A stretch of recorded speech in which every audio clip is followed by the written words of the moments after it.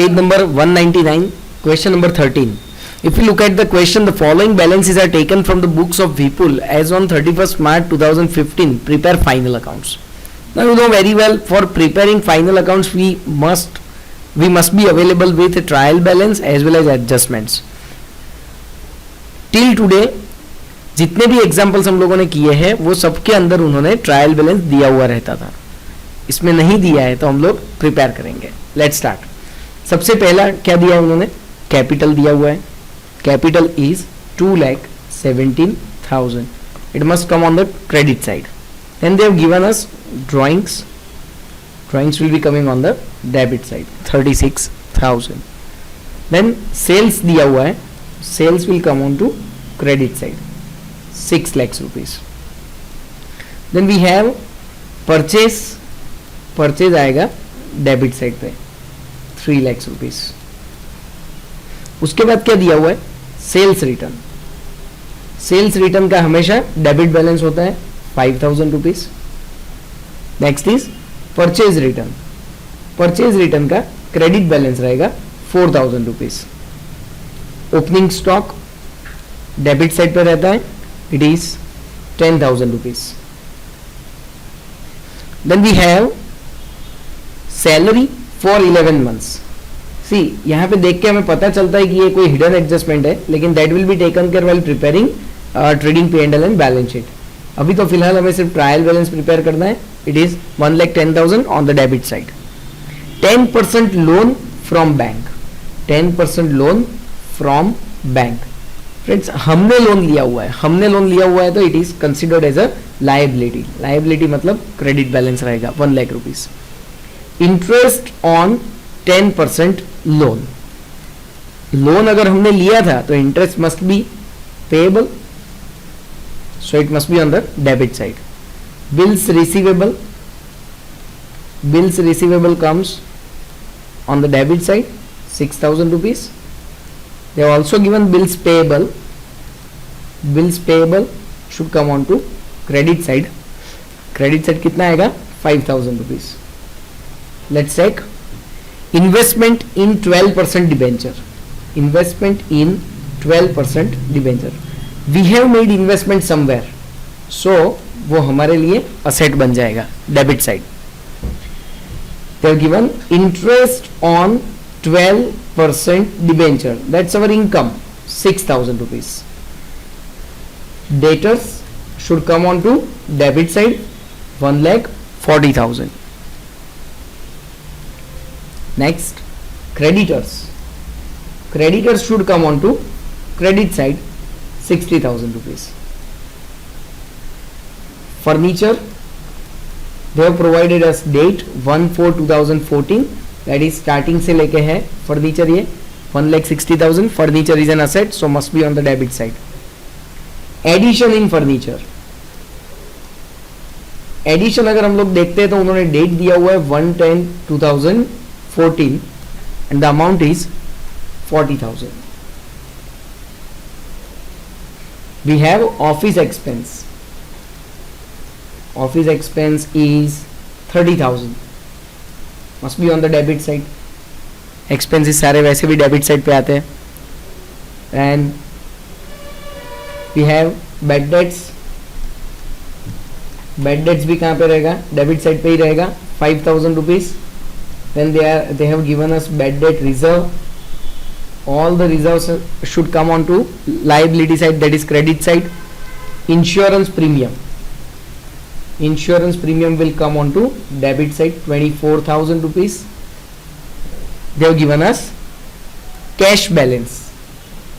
Cash balance is 50,000. Then bank overdraft. Bank overdraft will be 18,000. And last one is commission received. Commission received will come on to credit side, it is 5,000. Now friends, after preparing the trial balance, if we make the total, that comes to 10,21,000. You can do it at your comfort. It comes to 10,21,000. and that should come on both the sides. All right, you can look at the trial balance once again. Entire trial balance we have prepared, debit and credit side. All right, let us start with final accounts, question number 13, जिसका हमने already trial balance prepare कर दिया है। अब हम लोग सबसे पहले क्या सॉल्व करेंगे, हम लोग इसमें से एडजस्टमेंट सॉल्व करेंगे। प्लीज चेक, उन्होंने दिया है stock of goods is of ₹1,50,000 at the end of the year, from which market value of 50% of the goods is 80,000 and the market value of 50% of the goods is 70,000। तो देखो उसमें तो आप लोगों को सबको पता है क्लोजिंग स्टॉक के एडजस्टमेंट के अंदर हम लोग कैसी वर्किंग नोट प्रिपेयर करते हैं, बुक वैल्यू और market value whichever is lower. Now friends please check, total closing stock is of ₹1,50,000, उसमें से 50% यानी कि 75,000, 150 का 50%, उसकी मार्केट वैल्यू है ₹80,000, whichever is lower, that means what, मैं 75,000 कंसीडर करूंगा। रिमेनिंग 50% गुड्स की यानी कि 75,000 की मार्केट वैल्यू है ₹70,000। हम लोग अगेन व्हिचएवर इज लोअर यानी 70,000 कंसीडर करेंगे। अगर इसका हम टोटल करते हैं तो that comes to 1,45,000। So closing stock की वैल्यू फिक्स हो गई 1,45,000। अब उसकी अगर हम लोग अकाउंटिंग ट्रीटमेंट देखें तो it is by closing stock 1,45,000, very routine process, and यहां पे हम लोग लिखेंगे क्लोजिंग स्टॉक it is 1,45,000। चलिए next, credit sale of ₹60,000 is not yet recorded। क्या करेंगे हम, उसको रिकॉर्ड कर देंगे। You may check into the trial balance, उन्होंने कुछ सेल्स दिया हुआ है 6 लाख रुपीस, उसमें से जब भी आएगा तब रिटर्न डिडक्ट करेंगे, and unrecorded credit sale is ₹60,000, and इसका दूसरा इफेक्ट आएगा डेटर्स के अंदर में प्लस करना है। Friends you may check into your trial balance, debtors कितने दिए हुए हैं, 1,40,000 दिए हुए हैं, इसमें हम लोग अनरिकॉर्डेड क्रेडिट सेल 60,000 ऐड कर देंगे, that will come to 2 lakh rupees. Next one, calculate 20% depreciation on furniture. Let's see furniture कितना दिया हुआ है हमें, फर्नीचर ईयर के बिगिनिंग में 1,60,000 का था, एंड प्लस हमने कुछ नया परचेस किया है 1/10/2014 को, that is 40,000, total comes to 2 lakh. Friends please concentrate, इसके डेप्रिसिएशन के लिए एक छोटा सा वर्किंग नोट हम लोग करेंगे, that is depreciation on furniture. Can I से टोटल फर्नीचर इज 2 लाख, इसमें से 1/4/2014 से it is 1,60,000 रुपये ऑफ फर्नीचर, एंड 1/10/2014 से बाकी का 40,000 रुपीस का furniture. Can you tell me what is the rate of depreciation? It is 20%, 32,000। यहां पे अगर मैंने 20% अप्लाई किया तो this should be applied for 6 months, and that will come to 4,000। total depreciation you can understand it is 36,000। what will be the effect of depreciation? It is 36,000, यहां से हम deduct करेंगे, so 164,000 will be left, and 36,000 will be kept on the debit side. Depreciation on furniture, it is 36,000। next one, life insurance premium of Vipul of ₹3,000 is included in insurance premium। क्या करना पड़ेगा, insurance premium से exclude करना पड़ेगा। So to insurance premium it is 24,000, minus करेंगे drawing से 3,000 rupees का, I can give 21,000 over here।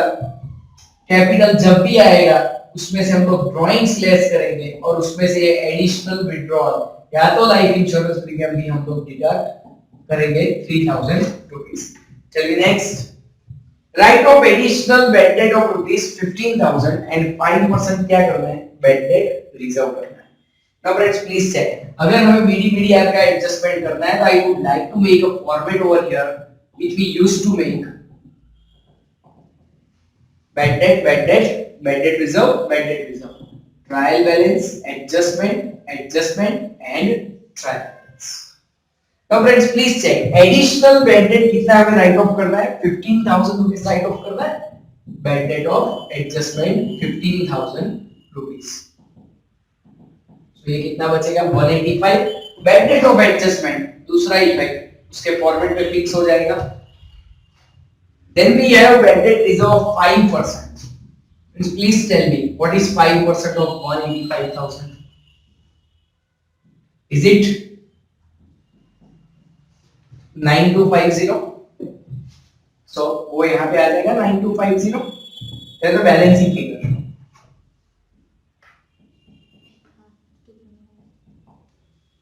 All right, 175,750 balance sheet के अंदर. उसके बाद क्या दिया हुआ है? Additional capital of rupees 17,000 brought in the business as on date 1/10/2014. Okay, calculate 10% interest on capital. कोई बात नहीं, कैपिटल सबसे पहले तो कितनी दी हुई है? It is 2,17,000. कैपिटल उन्होंने कितना दिया हुआ है? 2,17,000. Interest on capital के लिए I will make some working note over here. Of course you know very well P&L account में क्रेडिट साइड पे ज्यादा स्पेस नहीं चाहिए, तो हम लोग यहाँ पे थोड़ा सा यूटिलाइज करेंगे वर्किंग नोट्स के लिए. तो टोटल कैपिटल हमारे पास कितना है? 2,17,000 का है फ्रेंड्स. उसमें से 17,000 का कैपिटल 1/10/2014 को आया है. तो कैन आई से रिमेनिंग 2 लाख का कैपिटल कब से आया होगा? ईयर के बिगिनिंग से होगा. अब कितना इंटरेस्ट दिया है उन्होंने? 10% इंटरेस्ट बोला है. So if I put 10% over here it comes to 20,000. यहाँ पे अगर हम 10% लगाएंगे तो ऑफ कोर्स 6/12 करना पड़ेगा. 850. तो ये आ जाएगा 850. तो combined together interest on capital will be 20,850. So I would like to write down interest on capital. It is 20,850. One effect हमारे लिए यानी कि बिजनेस के लिए एक्सपेंस है, और दूसरा इफेक्ट हम लोग कैपिटल में इसको ऐड करेंगे 20,850. Can I have a look at the working note over here?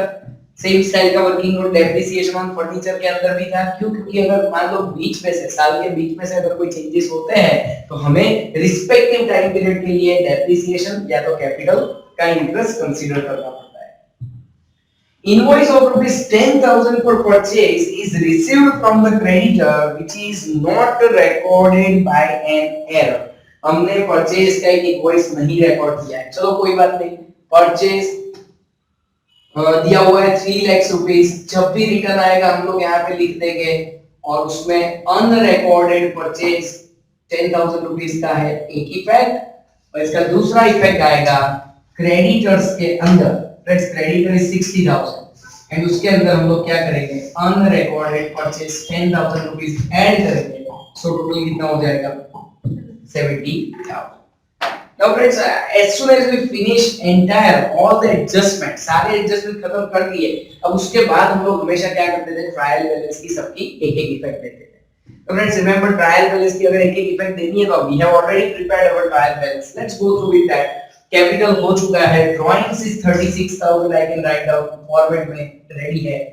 Sales already return, purchase is already return, sales return. Now friends sales return is 5,000. You may even finish this 595. ultimately it is 655,000.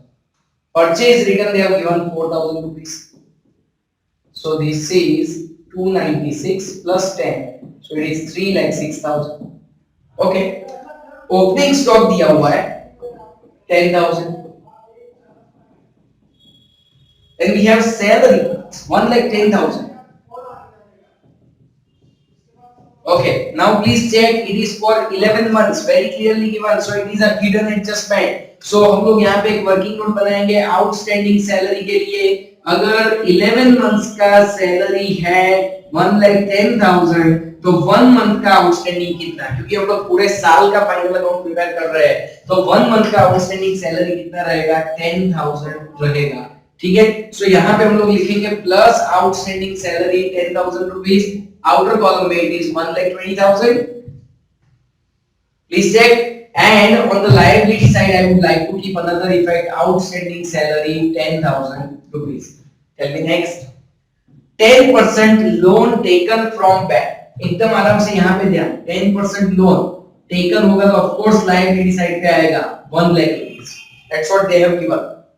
अब आप लोग सोचो, अगर हम किसी से भी, ये तो बैंक से लिया है, लेकिन किसी से भी अगर 10% के ब्याज से 1 लाख रुपीस का लोन लेते हैं तो कैन आई से एन्युअली 10,000 रुपए ब्याज देना पड़ेगा।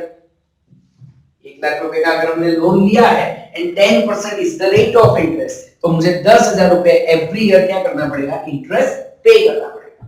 Now friends, against that you can check into the trial balance, हमने 5,000 रुपए का इंटरेस्ट पे किया। एक्चुअल इंटरेस्ट कितना था, 10,000 रुपए, हमने पेमेंट कितना किया है, सिर्फ 5,000 रुपए का पेमेंट किया है, तो बाकी का remaining 5,000 will be considered as outstanding. Friends, पहले तो जो हमें ट्रायल बैलेंस में दिया गया है उसकी एक इफेक्ट दे दी, और अब जो एडजस्टमेंट का है आउटस्टैंडिंग 5,000, क्योंकि आपको पता चल गया होगा टोटल तो 10 होना ही चाहिए, सो यहाँ पे उसका दूसरा इफेक्ट आएगा आउटस्टैंडिंग 5,000 का, 1,05,000। चलिए नेक्स्ट, बिल्स रिसीवेबल दिया हुआ है, ऑफ कोर्स असेट साइड पे आएगा, bills receivable it is 6,000 rupees, bills payable दिया है उन्होंने, that should come on to the liability side, 5,000 rupees. Investment in 12% debenture, this is again a very good hidden adjustment. Friends, फिर से यहाँ पे एक बार ध्यान दो, किसी कंपनी के डिबेंचर्स में हम लोगों ने इन्वेस्ट किया था, जहां पे कंपनी ने हमें प्रॉमिस किया था 12% का इंटरेस्ट। अगर मैंने 1 लाख रुपए इन्वेस्ट किया है तो मेरी इंटरेस्ट की ईयरली इनकम कितनी होनी चाहिए, 12,000 होनी चाहिए। 1 लाख रुपए 12% का रिटर्न प्रॉमिस है, 12,000 का इंटरेस्ट होना चाहिए। अंदर फ्रेंड्स कितना दिया है interest on debenture, it is only 6,000। Let me write down interest on debenture, पहले तो उन्होंने जो दिया है टोटल होना कितना चाहिए, 12,000। सो यहाँ पे हम लोग क्या लिखेंगे, रिसीवेबल 6,000, रिसीवेबल है लेने का, यहाँ पे आएगा interest receivable 6,000 rupees, total comes to 1,06,000। Tell me next. Debtors are already done, creditors are also done, furniture, addition in furniture done, office expense, definitely I can write down on the debit side, it is 30,000 rupees. They have given bad debt of trial balance, उसका तो place ही fix है, वहां पे सीधा लिख दो। bad debt reserve का भी प्लेस फिक्स है, 6,000 rupees. Insurance premium already done, cash balance 50,000 रुपए है, असेट साइड पे आएगा, बैंक ओवरड्राफ्ट लायबिलिटी साइड पे। फ्रेंड्स देखते रहो, ऑलरेडी आ नहीं गया है ना, डुप्लीकेशन नहीं हो जाना चाहिए। Commission receive that is 5,000 rupees, and that's how I can end up with the entire trial balance. Now friends, let's close down the question. 8 lakhs rupees. If I keep 8 lakhs rupees over here, 4,84,000 should be the gross profit. I'll keep the gross profit over here, 4,84,000. Now let's try to keep everything into the outer column. That comes to 23,250. I guess credit side total is more, 5,01,000. I'll keep the same total over here, 5,01,000. Get the balancing figure as net profit. 239,900. 2,39,900. You can do it very easily. 5,01,000 minus everything. Okay, so 2,39,900. I can add it as a net profit over here. 239,900. Give me the final figure. 438,750. It is 4,38,750. Make the total. 646,750. 646,750, and this is again 646,750. So friends, what was new in this question? They have not provided us trial balance in the desired format. They have just given us balances. So हमने सबसे पहले क्या किया, वो balances के basis पे एक बार हमने trial balance बना लिया और उसको tally कर दिया। मान लो अगर trial balance tally नहीं होता है एंड और कोई इंफॉर्मेशन भी नहीं दी है, मैं बताऊंगा आपको नेक्स्ट हम जब करेंगे तो और इंफॉर्मेशन भी उन्होंने दे के रखी है, लेकिन फिर भी अगर ट्रायल बैलेंस टैली नहीं होता, you have to check it twice. आप बोलते हो कि सर हमने चेक भी कर दिया, अभी भी टैली नहीं हो रहा है, तो remember the difference amount should be kept into suspense account. Difference amount किस पे रखेंगे हम लोग, सस्पेंस अकाउंट के अंदर रख देंगे, चाहे वो डेबिट में हो या क्रेडिट में हो। लेकिन ध्यान रहे यहाँ पे और कोई इंफॉर्मेशन दी होनी नहीं चाहिए, अगर और कोई इंफॉर्मेशन दी है we have to act accordingly. So what we did over here, सबसे पहले ट्रायल बैलेंस हमने अपने आप क्रिएट किया, टोटल टैली किए, उसके बाद रूटीन हो गया हमारा, पहले एडजस्टमेंट और उसके बाद entire trial balance. Is it fine with everyone? Please right it down.